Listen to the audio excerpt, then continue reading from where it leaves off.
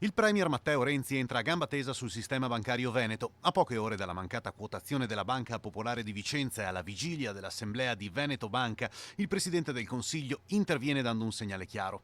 Noi siamo stati molto corretti, duri e severi con tutti, tant'è vero che ci sono stati commissariamenti e azioni di responsabilità, ha detto Renzi, per poi aggiungere: mi piacerebbe anche qualche azione di responsabilità in qualche altra banca dove qualcuno ha fatto sparire soldi nel silenzio dei commentatori e della grande stampa.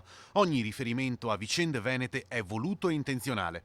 Una stilettata quella del premier che poi precisa: Vicenza con l'operazione Atlante si salva. È importante ora che ci sia un rinnovamento serio e significativo.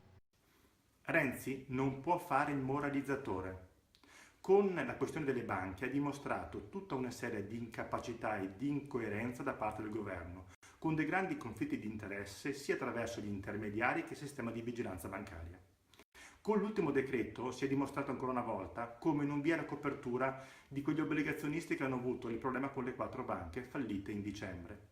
Oltre a questa problematica, il Fondo Atlante di fatto non è un fondo di ampio respiro e serve esclusivamente per tamponare la questione di Popolare di Vicenza e di Veneto Banca. Giovedì a Marghera intanto assemblea di Veneto Banca. Al Pala Expo, struttura idonea per ospitare tutti, dicono dalla dirigenza, lontana e scomoda invece per molti soci che non potranno partecipare e parlano di decisione presa di proposito.